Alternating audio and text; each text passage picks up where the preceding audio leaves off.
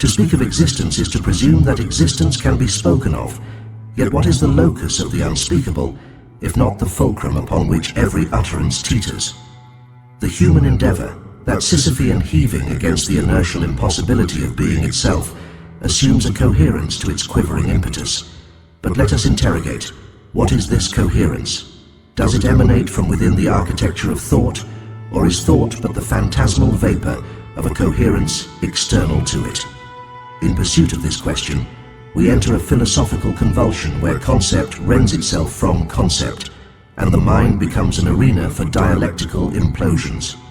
Here, let us conceive of grammaticity, a term hitherto non-existent, yet desperately required to unshackle this discourse. Grammaticity is not language, but the metalinguistic undercurrent, the pulsation of relational syntax preceding the existence of signifiers. It is the vibratory substrate upon which even silence inscribes itself.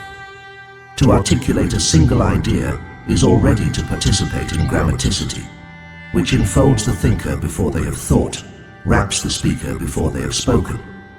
Yet, grammaticity itself is fractured, an amalgam of agonistic tendencies that both birth and betray understanding. In the fractured resonation of grammaticity lies the contradiction of self-permissibility. Each thought demands its antecedent validity, but the antecedent itself is but a retroactive projection. To think, then, is not merely to exist, but to annihilate the linearity of existence by superimposing upon it a recursive horizon. Within this recursion, we find the fulgent nonrelation, a luminous discontinuity that is neither absence nor presence, but the oscillation between them, vibrating at a pitch beyond perception. In this non-relation resides the kernel of all human paradox, the unsolvable riddle from which the axioms of identity emerge, like specters from a primordial rift. Yet, let us press further. To address the fulgent non-relation is to confront the irreconcilable exigency, that existence itself cannot justify its coherence without collapsing into incoherence. This exigency does not deny coherence, but suspends it, holds it hostage to the ceaseless interrogation of its own premises. Thus the human subject, trapped within the exigency, becomes an oscillatory vector, a being whose trajectory is neither linear nor cyclical, but an erratic trembling between irreducible poles of negation and affirmation. It is this trembling that constitutes what we might call vortical individuation.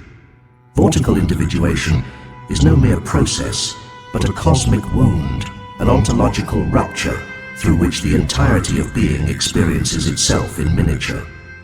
The I, as commonly conceived, is not an agent but a ripple within this vortex. Its agency is derivative, its autonomy illusory, for every act of will is already contaminated by the vortex's centrifugal pull. The ethical ramifications of this realization are catastrophic. How does one act if every action is but the vortex acting upon itself? The question itself contains its answer, for action is not the negation of the vortex, but its most exquisite expression. To inhabit this vortex is to confront the phenomenon of resupposition, an idea whose inception must be manufactured here and now. Resupposition is the tendency of every epistemological structure to presuppose its own legitimacy through the reiterative act of self-referencing. Knowledge is thus not a fortress, but a Mobius strip, forever doubling back on itself. Each certainty is a momentary stillness in the cascade of resupposition, a stillness that paradoxically exists only as motion's negation. To know, therefore, is not to apprehend, but to perpetually misapprehend in the most illuminating manner possible. Here lies the final torment of grammaticity. It renders the human into a creodal fissure, a site where the cosmos contemplates itself through the lens of its own unintelligibility.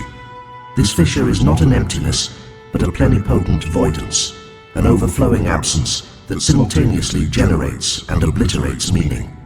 It is within this fissure that we must situate the concept of telostrophic inversion, the event in which every teleological endpoint turns violently against itself. The telos, once thought to be the destination, reveals itself as the origin point inverted, a cruel Ouroboros joke whose punchline is the annihilation of causality. In this inversion lies the final betrayal of the human condition, for what is life if not a series of aspirations toward a telos that never was? The notion of purpose dissolves under the weight of telostrophic inversion, leaving in its wake a meta-purpose, a purpose that acknowledges its purposelessness and thus transcends the binary of purpose and its absence. It is here, in the annihilation of the telos, that freedom is born. But this freedom is not the freedom of choice. It is the freedom of transcendental forfeiture, the relinquishing of the very concept of choice in favor of a radical openness to the vortex's capricious whims. To conclude, if conclusion is even possible, we must ask, what becomes of the human once vortical individuation has been embraced, once the telostrophic inversion has been endured, once grammaticity itself has been shattered into its constituent vibrations? The answer, if one dares to name it, lies not in the human at all, but in the preconceptual excess, the primordial surplus that precedes and exceeds all categories. This excess is the true origin of grammaticity, the unspeakable resonance that sings existence into being and unbeing alike. To contemplate this excess is to glimpse the eternal unmaking of all things, a process that obliterates not only the ego, but the very framework within which ego and its obliteration might be conceived. It is a thought too pure to think, a freedom too boundless to endure, a truth too incandescent to bear. And yet, it is here, in this incandescent undoing, that we find ourselves most deeply alive.